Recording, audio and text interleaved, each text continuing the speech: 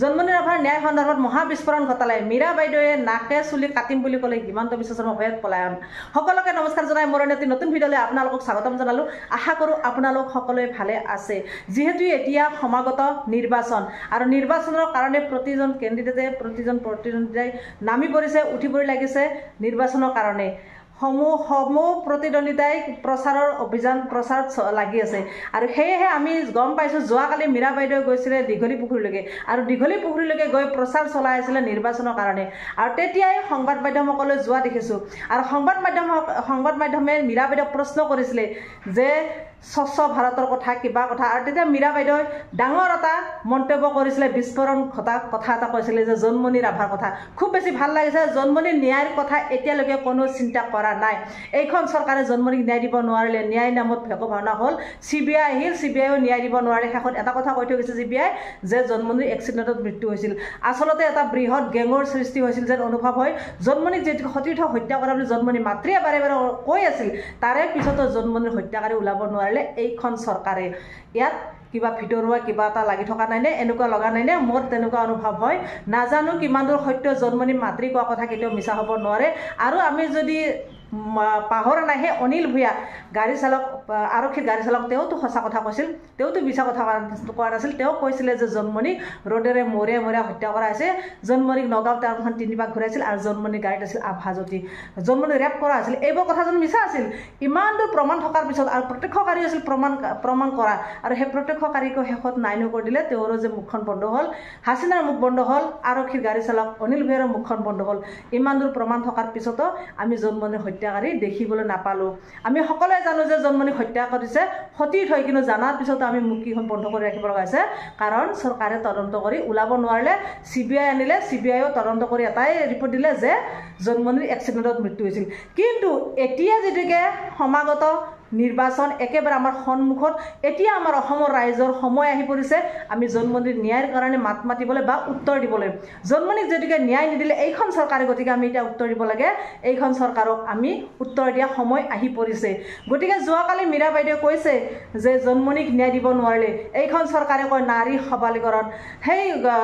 মণিপুৰত যিটো ঘটনা ঘটিলে কিন্তু মোদী এবাৰো আহি খবৰ ল'ব টাইম নহ'ল আমাৰ অসমৰ ক্ষেত্ৰত যদি চাওঁ জন্মনি ৰাভাক ন্যায় দিব নোৱাৰিলে বা জন্মনি ৰাভাৰ ঘৰত এবাৰ মুখ্যমন্ত্ৰী উপস্থিত হ'বলৈ সময় নহ'ল গতিকে এইখন চৰকাৰে কি কৰিছে অসমৰ ৰাইজে বুজি পাইছে জন্মনিক যদি ন্যায় নিদিলে আৰু ভৱিষ্যতে কি কৰিব কিন্তু কথা বহুত কয় যে নাতি বচাও বেটি পঢ়াও কথাবিলাক কয় কিন্তু সেই জন্মনি ৰাভাক পঢ়াই শুনাই কি বচালেনে চৰকাৰখনে কিবা কৰিলেনে বা চৰকাৰখনে ন্যায় দিলেনে জন্মনি মাতৃৰ খবৰ লৈছেনে জন্মনি মাতৃৰ ঘৰলৈকে আহিছেনে মীৰা বাইদেৱে বহুত কথা ক'লে বহুত বেছি ভাল লাগিছে তাৰ কাৰণে মীৰা বাইদেৱে ধন্যবাদ আমাৰো দৃঢ় বিশ্বাস যদি এইখন চৰকাৰ যায় নেক্সট চৰকাৰ আহে আমাৰ অসমত কিন্তু জন্মনি ন্যায় পাব বুলি আমাৰ 100% বিশ্বাস বিশেষকৈ মই বিশ্বাস কৰোঁ কাৰণ এইখন চৰকাৰে জন্মনিক ন্যায় নিদিয়ে বুলি আমি এতিয়া পূৰ্বতে গম পাইছোঁ তথাপি অপেক্ষা কৰি আছিলোঁ যিহেতুকে CBI আহিছে তদন্ত কৰিবলৈ কিন্তু CBI তদন্ত কৰি এটাই ৰিপৰ্ট দি থৈ গ'ল যে জন্মনি এক্সিডেণ্টত মৃত্যু হৈছিল বহুত বেছি দুখ লাগিছে আমি সেইটো কেতিয়াও মানি ল'ব নোৱাৰোঁ জন্মনি মাতৃও মানি লোৱা নাই গতিকে এতিয়া যদি কংগ্ৰেছ চৰকাৰ বা অইন কিবা চৰকাৰ আহে হয়তো জন্মনি ন্যায় পাব জন্মনি ন্যায় হবে সকলে মাত মাতি যাওক আমিও মাত মাতি থাকিম মীৰা বাইদেৱে যিখিনি কথা কৈছে ভাল লাগিলে আৰু মোদীয়ে সপোন দেখুৱাইছিল বা বিজেপি চৰকাৰখনে আমাৰ অসমৰ ৰাইজক সপোন দেখুৱাইছিল আজি মীৰা বাইদেৱে কৈছে তেওঁলোকে এটা সপোন দেখাইছিল আমাক যে 2 কোটি টকা আহিব 15 লাখ টকা একাউণ্টত দিব নাৰী সবলীকৰণ বহুত কিবা কিবি সপোন দেখুৱাইছিল বেটি বচাও বেটি পঢ়াও স্বচ্ছ ভাৰত বহুত কিবা কিবি কৈছিল কিন্তু সেইমতে একো কাম নকৰিলে এতিয়া অসমৰ ৰাইজে বুজি পাইছে এতিয়া অসমৰ ৰাইজে প্ৰত্যুত্তৰ দিবলৈ টাইম হৈছে গতিকে আমিও হাজু প্ৰত্যুত্তৰ দিবলৈ ইয়াৰ উত্তৰ দিবলৈ আচলতে এইখন চৰকাৰক আমি উত্তৰ দিব লাগিব এই নিৰ্বাচনত নহ'লে আমাৰতো আৰু উপায় নাই কিনো কৰিম কেতিয়া উত্তৰ দিম আমিতো আৰু মুখ বন্ধ কৰি বহি থাকিব লাগিব আমি চাই থাকিব লগাত বাহিৰে আমাৰ একোৱেই নাই গতিকে উত্তৰ দিয়া সময় আমাৰ আহি পৰিছে সময় সকলোৰে এদিন নহয় এদিন আহে এটা সময় চৰকাৰখনৰ সময় আছিল যে অসমীয়া ৰাইজক কেনেকৈ বিপথে পৰিচালিত কৰিব লাগে বা সপথে পৰিচালনা কৰিব লাগে কিন্তু এতিয়া আমাৰ ৰাইজৰ সময় আহি পৰিছে আমি উত্তৰ দিবলৈ গতিকে আমি উত্তৰ দিয়া সময় উত্তৰ দিব লাগে আৰু জন্মনি যেতিয়াকৈ ন্যায় নাপালে এতিয়া জন্মনি ন্যায় সমাগত যদি এইখন চৰকাৰ চেঞ্জ হৈ বেলেগ চৰকাৰ আহে তেনেহ'লে জন্মনি ন্যায় পোৱাটো চিয়ৰ সত্য গতিকে মীৰা বাইদেৱে কি ক'লে যোৱাকালি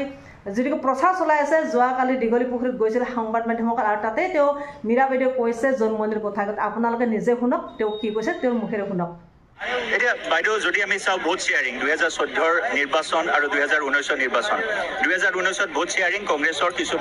বাঢ়িছে যদিও বা ভোট মাৰ্জিন প্ৰায় 3,63,000 তেনেকুৱা আছিলে মই যদি ভুল কোৱা নাই কুইন ওজা আৰু ববিতা শৰ্মা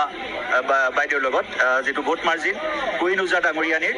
3,63,000 আছিল গতিকে এই ভোট শ্বেয়াৰিঙৰ সেই সমীকৰণ এই অংক এবাৰ কেনেদৰে আপুনি সলনি কৰিব পাৰিম বুলি ভাবিছে আপুনি খুব ভাল প্ৰশ্ন কৰিছে যোৱাবাৰৰ যেটো ভোট শ্বেয়াৰিং বাঢ়িছিলে তেতিয়া সপোন বিক্ৰী কৰা হৈছিলে 2 কোটিকে চাকৰি বছৰি 15 লাখকৈ একাউণ্টত পইচা দিয়া হ'ব 16 মেত বিদেশী যাব বিশ্বগুৰু বনাব সবকা সাথ সবকা বিকাশ হ'ব এই কথাবিলাক দেখিছিলে নাৰী সবলীকৰণ বেটি বচাও বেটি পঢ়াও এতিয়া স্কুলবিলাক বন্ধ হৈছে বেটিয়ে ক'ত পঢ়িব মণিপুৰত উলংগভাৱে মহিলাক পেৰেড কৰা হ'ল নৰেন্দ্ৰ মোদীয়ে আজিও মণিপুৰলৈ নগ'লে মণিপুৰৰ আধাৰশিলা তেওঁ বেলেগৰ পৰা ডিজিটেলি কৰিবলগীয়া অৱস্থা হৈছে অসমৰ যদি সমস্যালৈ যায় আপুনি জোনমণি ৰাভা বেটি বচাও কথাটো কৈ আছোঁ জোনমণি ৰাভাৰ তাত আজি যাবলৈ মুখ্যমন্ত্ৰীৰ আজিলৈকে তেওঁলোকৰ চৰকাৰী পক্ষৰ সময় নহ'ল গতিকে এইবিলাক বস্তু দেখিছে স্কুল বন্ধ কৰা হৈছে মদৰ দোকান উলিয়াই গুলিয়াই খোলা হৈছে